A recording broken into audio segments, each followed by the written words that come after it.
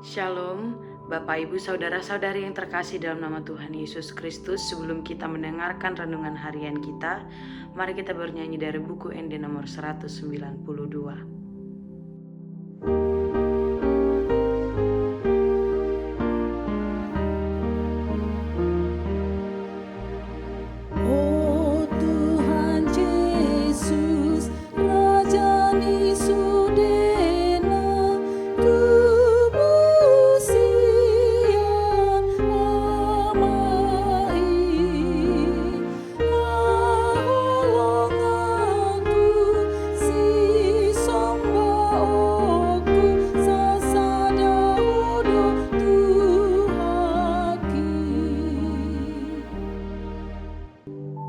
Kita bersatu di dalam doa.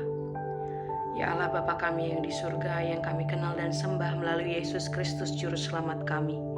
Sungguh kami bersyukur atas kasih karunia Tuhan yang masih menyertai kami hingga saat ini. Engkau memberikan kami satu hari yang baru. Tuhan, sebentar lagi kami akan mendengarkan firman-Mu. Bukalah hati dan pikiran kami, agar kami boleh memahaminya serta melakukannya di dalam kehidupan kami. Hanya melalui Yesus Kristus kami berdoa dan bersyukur kepadamu. Amin.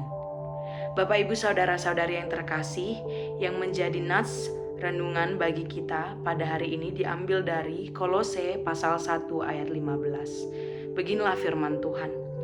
Ia adalah gambar Allah yang tidak kelihatan, yang sulung, lebih utama dari segala yang diciptakan. Demikian firman Tuhan. Jemaat yang terkasih dalam Yesus Kristus, sebagai manusia kita senang diutamakan. Kita senang ketika kita didahulukan, dihargai, dianggap penting. Entah itu di lingkungan keluarga, lingkungan pertemanan, atau lingkungan kerja. Dan seringkali kita merasa kecewa ketika kita tidak diutamakan. Kita merasa kecil, disepelekan, bahkan mungkin bertanya kepada diri sendiri, sebenarnya aku ini dianggap apa sih? Namun di titik rapuh kita itu firman Tuhan berbicara. Ketika kita sibuk memikirkan siapa yang mengutamakan saya, kita diajak untuk berefleksi.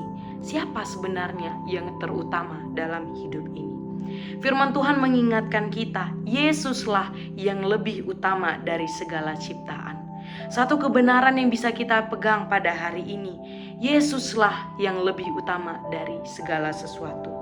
Jemaat Tuhan, Yesuslah yang sulung. Dia lebih utama dari segala sesuatu. Bukan penilaian manusia, bukan keadaan kita, bukan pula permasalahan hidup kita. Seringkali ketika kita menghadapi permasalahan hidup, kita melihat permasalahan itu begitu besar sampai kita merasa Tuhan seolah lebih kecil. Entah itu permasalahan kesehatan, entah itu tentang finansial yang kurang baik, entah itu tentang relasi dengan sesama yang kita anggap mengecewakan. Tetapi firman Tuhan hari ini mau mengingatkan, seberapa besar pun persoalan itu dalam penglihatan kita, Tuhan kita tetap lebih besar. Dia tetap lebih utama dari segala sesuatu.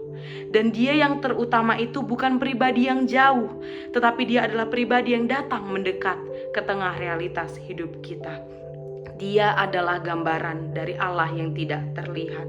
Dia membersamai kita dengan kasih.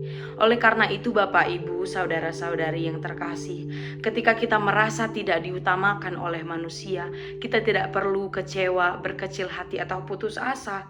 Karena kehidupan kita tidak berdiri di atas dasar penilaian manusia, melainkan di atas dasar Dia yang paling utama, Dia yang terutama.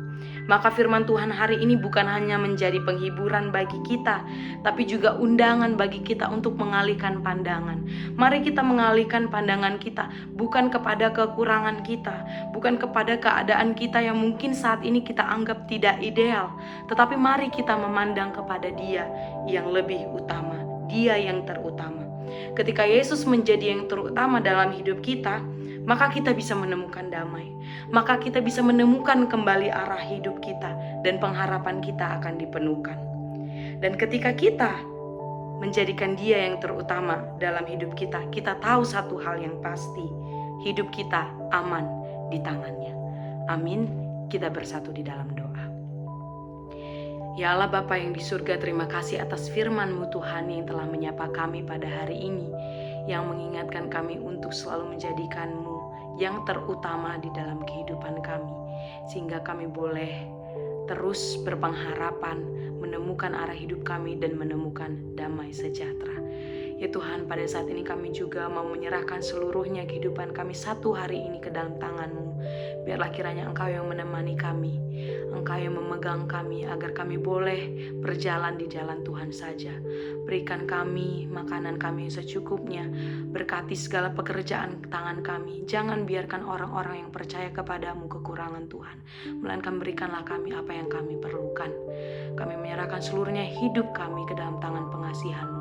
Kasihanilah kami orang yang berdosa ini Tuhan. Ampunkanlah. Kami serahkan doa dan permohonan kami ini melalui Yesus Juru Selamat kami yang hidup. Amin.